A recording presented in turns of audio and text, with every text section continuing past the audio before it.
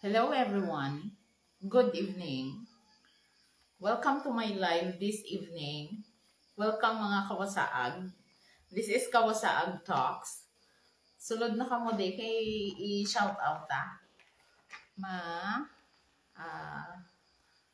mag-greet sa inyo. Ang aton subong paghahambalan sa sininga gabi. Kagabi wala ako naka-live kay medyo busy gid gabihan kami. Halin sa kabankalan, kay halin sa school, nagkabankalan kami. So, medyo nagabihan. So, may isa ka viewer, Luana, please comment sa comment section para mag-greet ka mo. Ang aton istoryahan sa sininga gabi, very interactive ni siya. Gakinanglan ko sa mga opinion sa mga estudyante, ginikanan, at the same time, teacher.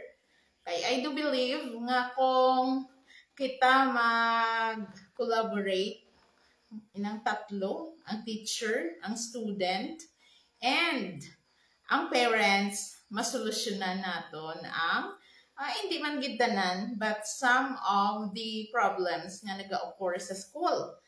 Ang mga factors or reason nga ang mga estudyante, wala sila balagana magkadto sa eskwelahan, nga ang agakadulaan sila sang gana. Hi, Ma'am Jonah. Good evening. Oh, co-teacher ko ni. Ma'am Jonah, ano para sa imo ang mga rason nga ang mga estudyante wala na ganahan magkadto sa eskwelahan? O si Ma'am Jelly Soriano, teacher man ni siya. Ma'am, ano yang imo na observe nga ang mga kabataan na wala sila gana magkadto sa school? So ano niya, elementary kag high school aton pag-istoryahan. Mga 30 minutes, guro.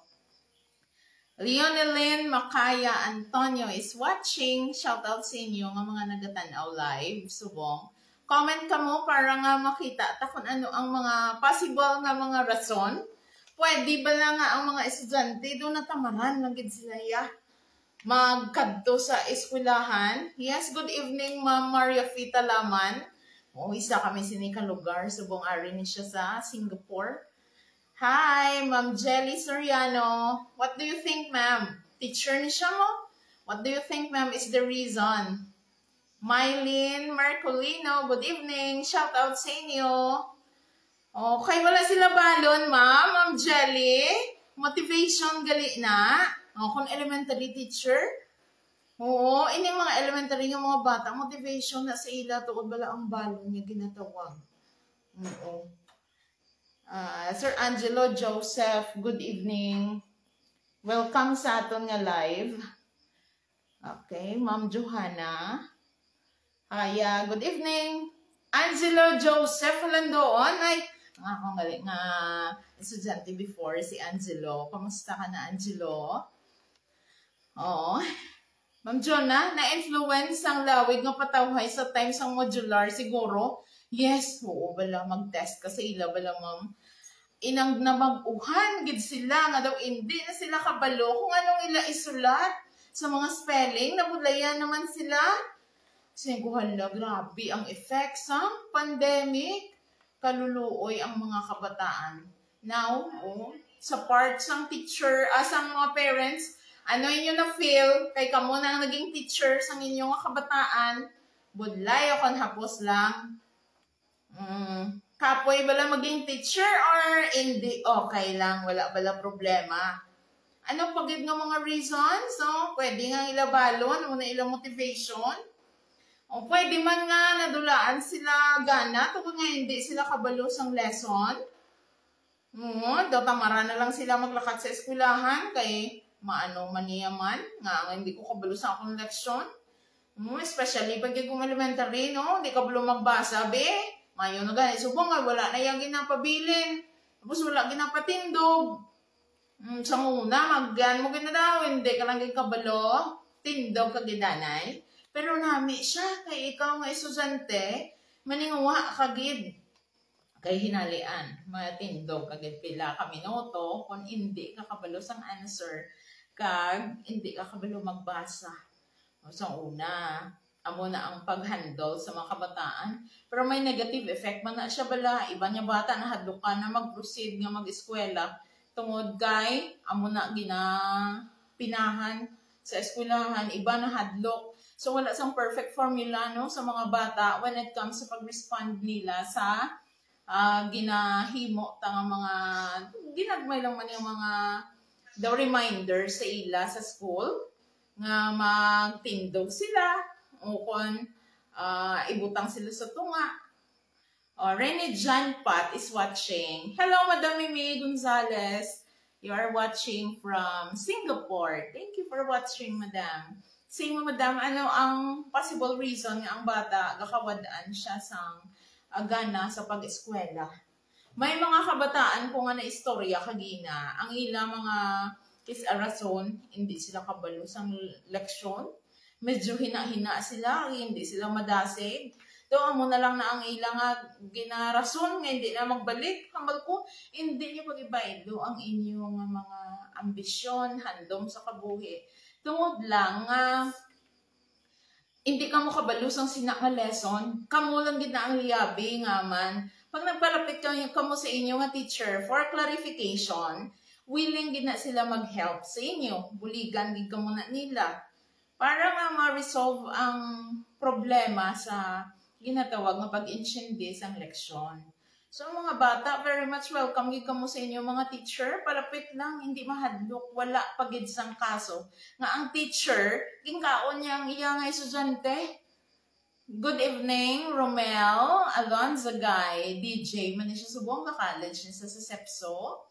Yes, good evening. Namin siya magdrama-drama. Talented siya. Damo. So voices nga makuha ni. Sa ilang mga drama kay naga-DJ ni siya. What else? Hi Mama Lu Galgana is watching. Ano pa gid ang mga reason nga ang mga bata kakawadaan sila sang gana sa pagsulod sa eskwelahan? Pwede man nga teacher's factor. Ay ba nga mga bata duga hambal sila katuluyo ko no? Siya mangamon bala nga energy sa pagbamati isang lesson. Halin man na gali bala sa inyo kung daw medyo hinay ang tingog ko kung medyo daw ginatuyo man ang mistra kami bala ginatuyo man na normal gina basta ang speaker na gani katuloyo piho gina ang tagpalamate matulog gina pero kung ang speaker gani energetic namian man na mamati ang mga listeners. Sir Raymond Helea Apostol is watching. Thank you sir for watching.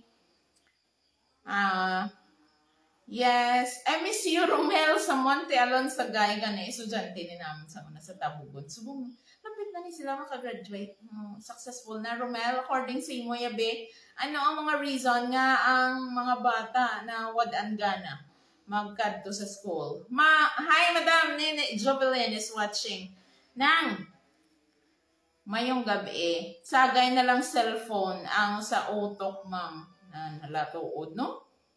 Kita mga nanay may mabulig dada. Kung gasige sila cellphone, pwede na sila taga-antay. Kung saan o sila maka-cellphone, saan o nila gamiton ang ilalang cellphone, dapat may time din sila sa pagtuon. Kag kita man, kinanglan may time ta nga hatag sa ila sing mga advices nga hindi lang per may cellphone ang kaptan. Hatagan ta sila sa mga books para magdasig sila sa pagbasa. Kasubo, bala subo nga panahon, may mga nagalabot pa senior high school nga do ka bato-bato pa sang pagbasa, tiginanglan ta na sila buligan. Amo ning sila nga ang teacher, ang estudyante kag ang ginikanan mabuligay. Hi Madam Josanie Marie, classmate ko sa high school. Ma'am Joyce, upod ko sa senior high school. Thank you for watching. Ano sa inyo yung kadulaan niya gana ang mga estudyante sa eskwela nila? Ano ang mga rason? Lain-lain nga mga rason. Tapos kung hatagan natin solusyon, depende man sa bata kung paano niya man batunon ang aton nga mga ginahatag na solusyon. Hi Ma'am Grevel Vanguardia, you are watching. Cousin sa nga kanyang husband. Hello Madam. Teacher man siya. Good evening, Nang Jovelyn. Good evening.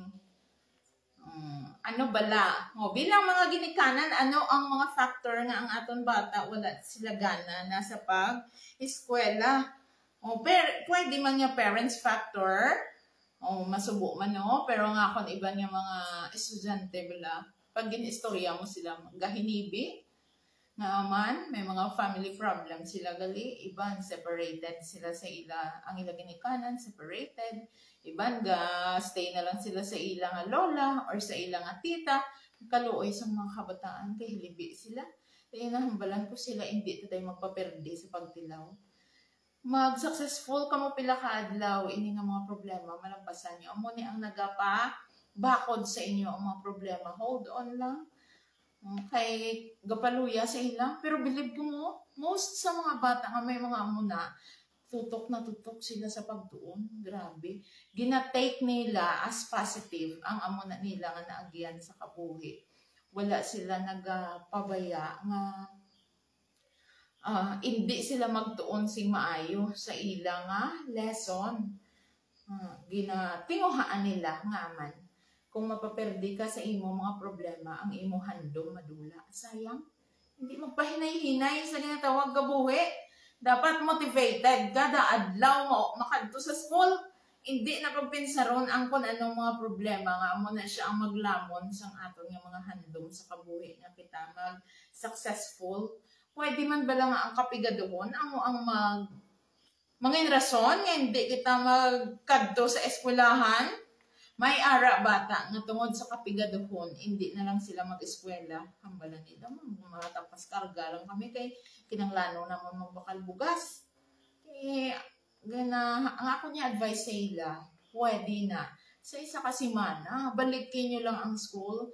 Kay pila kadlaw, maging successful ka mo, makahalin ka mo sa sinang sitwasyon. Hambal ni ng Jovelyn, ginapagustuhan lang abi sa cellphone. Tayo nga factor ang family problem, mostly focus sila sa gadgets. Very, very alarming sa aton mga parents, no? Ginaagaw na kita subong sang mga gadgets. Ang focus ang aton kabataan nagakaguba tungod sa gadgets. Damo na sila sa mga makita nga daw hindi pa nila ma-process ang nagakaigo. Hi Pearl ni Pomosino. Dali lang ni siguro ka-graduate, do nursing ni siya. Hi, April Joy, Gregorio, go on lang, day. Man-nurse man siya ko, no? Ari si Ma'am Grivelo, parents do not appreciate their child talents and tend to let them follow their dreams. Ano ni siya? Ang inhambal. To let them follow their dreams. Kadasig magsaka. Amo na bala, no? Once nga mo bata, ara pa sa elementary, hatagan mo ginaya time. Kay ang ila na achievement para sa imo, small things lang nasa. Pero grabe na siya ka-importante para sa mga kabataan. Ribasahon ko liwat, parents do not appreciate their child's talents and tend to let them follow their dreams rather than helping the child to attain their dreams and ambition. So, hindi na gusto nila mag-school kay they feel nga hindi man sila Japon mag-excel dira. Good info. Yes. Kalma lang ta. Kita nga mga ginikanan, may mga handom kabay kag mga failures sa kabuhi. So, hindi ta na iya pag-itampok sa aton kabataan kung ano yung aton nga mga handom nga wala naton malambot. Ang aton himuon, suportahan ta ang aton kabataan. Kung ano, kay ang ilang nga talent, dira na sila nag-excel mo. Mas hapos na sa ila kag dira na mas happy sila. Kung amo na siya nga gusto nila nga malambot sa ila kabuhi. Susuportahan ta sila. Arang imo bata libagon pahalahon mo gadya pa kanta, ba maluoy ka man. Nanggid ka guro nga klase nanay. Wala pilitay. So kita dapat nga Iloy kabalota mag-ano sa ila, mag-support. Hi Madam Emery Rivera, you are watching our live. What do you think? Gagmay ang mga, ang mga kabataan. Paano niyo sila gin-motivate? Nga, para sa ila daw fantasy na, pero ang ilang ambisyon sa ila nga kabuhi, malambot nila. Arang elementary pa lang sila. Gustong-gusto nila nga muna ang kurso, kaya nasadyahan sila nga amugin ang ila nga malambot sa ila nga kabuhi. O nami ang bata nga motivated, elementary pa lang may focus na siya. Kung maano siya pagka dako niya, kay kami sa senior high school, yawan pa na kami painchindi sa ila, kung ano nga strand ila dapat kuhaon, sabihin sila best. So, kung ano ang ila nga gusto, kaysa kabase kami sa grades, pero hindi naman sila gusto sa amo na. Kasi kung diin ka happy, kagangi mo, bina-feel nga, hasta ka mag-retire, dira ka, hindi siya kabati, maayo, akuso, gano'n dira ka, may potential ka, imo ma-imagine nga at the age of 60, bala, happy kagid sa Japon si sina nga trabaho. So, amo na nga mga idea, hinahatag sa bata nga pag-work mo, arang pang-retirement la. Hindi nga 5 years ka lang, nag-resign ka na ka nag-untat, kay kapoy-kapoy ka nag-kid ka, hindi mo love ang ina nga work. So, amo na nga mong gina-advise kung ang isa ka bata daw wala pagid siya sang may napinsaran sa iya nga pagpili sang kung ano nga strand kag kung ano ang iya possible nga kuhaon nga kurso pagka college. Factor gid gali bala mga ginikanan kag mga teachers ang ato nga motivation sa mga kabataan halin pa sila gali sang gamay. So kita nga mga ginikanan gali kinahanglan ta sila i-guide. Hindi na gali magpaluya-luya nga mga nanay, nga mahambala pa ba ilang dansa. Wala man na pilitay, pero kinanglan tagali sila i-motivate. Ano gali ang ilang nga mga kagustuhan. O, ano ni siya, kung amo ni nga kurso, amo ni siya ang pwede matabo sa imo, ma-picture out na nila, explain ta sa ila. Kung amo naman ni imo gusto ka mag-nurse, so ara ka sa hospital, ga-duty ka, gabulig ka sa mga pasyente, ga-taker ka sa may mga masakit. Kung teacher ka naman, di ka motivate ka sa mga bata, gahatag ka sa imo nga lesson para nga ma-motivate sila. Different nga mga ihatag ta kumbaga ano ang value sang sina nga trabaho kag sila malipay sila. Ang kapigadawon, hello manang muni, you're watching live. Ang kapigadawon gamay lang gid sa to nga factor na yeah.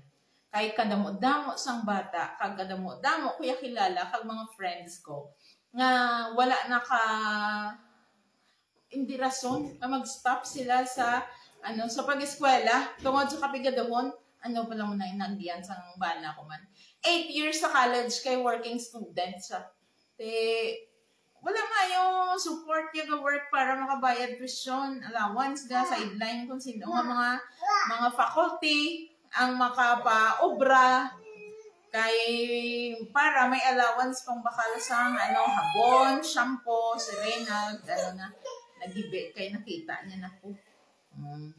Halin na sila nga naglagaw sa mga. So, ano pagid nga mga reason may nabutang ko di kulang sila sa pag-motivate sa mga ginikanan. So, kinanglan gid nga may motivation sila para nga magsigi sila sa pag-eskwela. Hello, Shara Lariosa. Good evening. Ini siya motivated. Anong mga reason, day? Nga ang isa kay estudyante mag-untat sa pag-eskwela? Tanawon tang inyong mga comments. Hambal ni Ma'am Jelly. Kulang sa balon. Sadya, no? Si Jackie Ompad. Shout out kay Bibi. You are watching. Hambal ni Monralio. So, per day SML. Tigong per day gali SML. Hindi yan mag-eskwela ya. Mayong gabi. Rainy Jan pa.